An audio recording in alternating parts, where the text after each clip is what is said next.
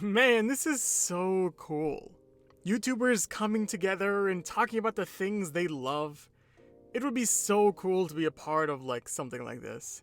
I know anyone can make videos, and it's not just superhero movies. People have done video games, anime, and TV shows.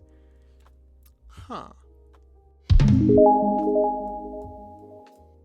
So a couple of weeks ago, NandoMovies gathered people together to talk about One Villainous Scene, in honor of the Suicide Squad movie that came out, I guess. Now, I don't really talk about that kind of stuff on this channel, but after watching some people talk about video games, anime, movies that aren't even superhero ones, heck, someone did one of those on a song. What? So I thought, hey, you're essentially a video essay YouTuber, kinda. You can do one. As a webtoon YouTuber and ambassador, I thought I would add my 2 cents from the wonderful world of webtoon series. But being probably the only webtoon video in this playlist, I guess, if I'm in this playlist, please Nando, I have to choose the best, or the worst of the worst. But which webtoon series? Something important to talk about is the term that's kind of defining this entire series. That term being villain.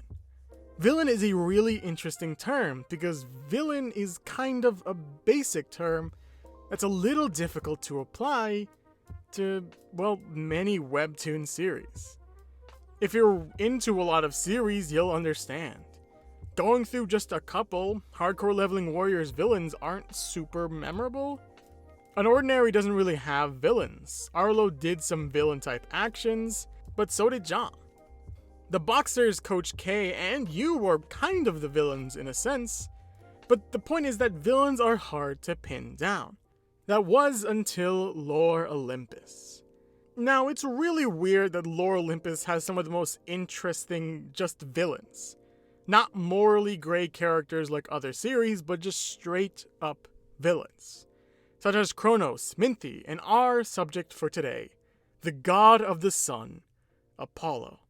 Now, something very important to talk about before getting into this is that Lore Olympus regularly handles themes of physical, mental abuse, sexual trauma and abuse, and toxic relationships.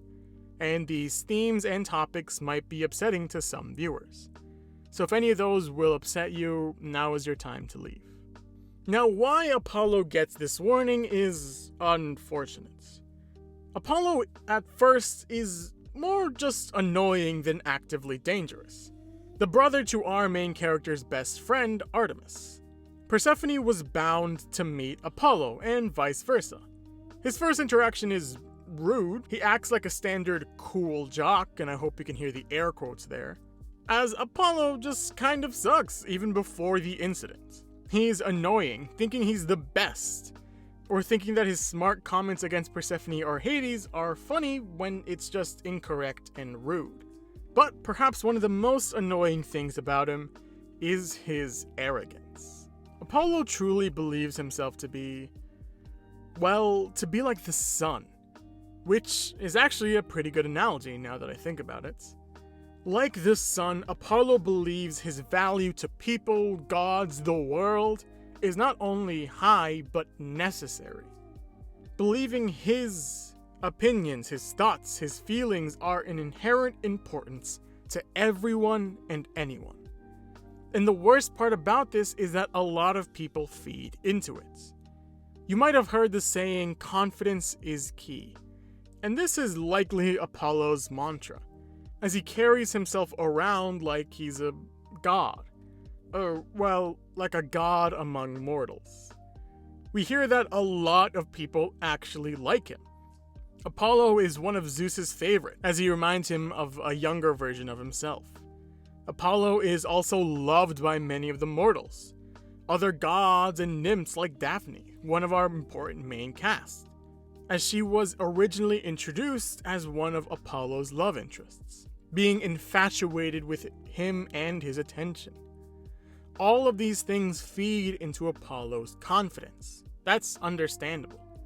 However, there's a fine line between confidence and arrogance. and Arrogance can't even begin to describe Apollo when we're introduced to him.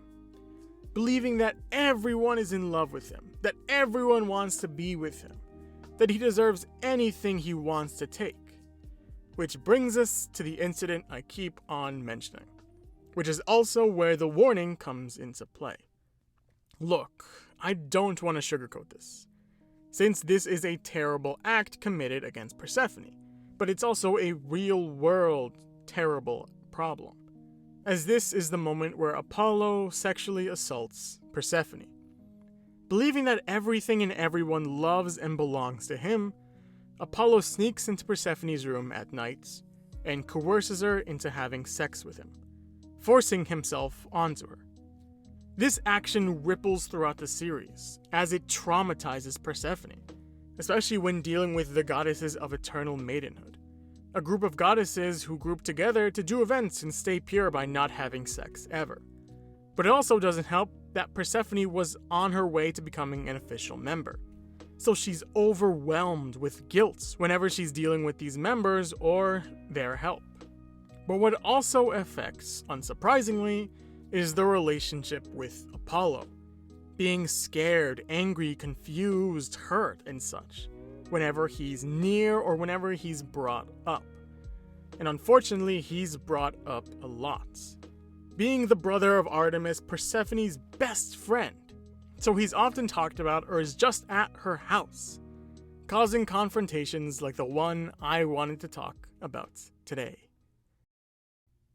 Okay, after too much backstory, we get into the scene I really wanted to delve into, that being this moment. Now, Persephone has tried her best to avoid Apollo, and she has been relatively successful, only really stumbling into him every now and again, and managing to get away, even managing to steal his lyre, his weird harp instrument. But one day, Apollo and Persephone are left alone, in which Apollo wants to talk privately to Persephone. Apollo truly believes he's loved by everyone. Apollo truly believes the world he thinks he's living in, believing that even after Persephone has tried and successfully avoided him often, that she's still into him. And what's amazing is the expectations present in both of these gods. Persephone is terrified. She wants to forget that that night ever happened. She wants nothing more than for it to have never happened. Meanwhile, Apollo believes that Persephone's just mad at him, because he said that they should keep their relationship on the down low. Apollo believes he's the main character of the world, that nothing he can do is wrong, that he will always win in the end, always save the day, beat the haters, and get the girl. And looking at the scene, the scariest part is how genuine he is. How much he actually believes his lie. How much he actually believes that Persephone is head over heels in love with him. What else is amazing is his attempts to be humble. Now, I know you might be a little intimidated, since I'm already an Olympian. But don't worry, I don't consider it a downgrade. You're B grade at the moment, but your pedigree is still very respectable. Wow, I'm swooning. Apollo believes that he has charmed her with his dumb words. But all he's really doing is insulting her, basically calling her a nobody, calling her weak, saying she hasn't done anything noteworthy, basically saying that other people in his position might consider this relationship a downgrade. Oh, but not him, he's above it. And when Persephone starts fighting back, he's flabbergasted, utterly confused on why she's mad. He just said he would make their relationship official. He just said she wasn't a downgrade. What's there to be mad about? Apollo believed his own hype. He truly believed he was great, loved and adored by all, and it doesn't get through to him that Persephone wants nothing to do with him until this moment. This moment where Persephone shows Apollo his lyre, stolen and damaged. Only then is when it sinks in that Persephone does not love him, doesn't even like him, is actively afraid of him. He desperately tries to cling on to a reason outside of his control, whether it be that Hades is talking crap behind his back or that she's not thinking his offer through. But at this moment, Apollo knows he means nothing to her. However, at this point, he's become obsessed and delusional. It doesn't matter what she thinks or wants, that he's right and he will win in the end, that he doesn't need her love to marry her. Those are his words. He believes those words. He is actively going for someone who he has sexually assaulted and scared. He believes he's gonna win at the end of the day.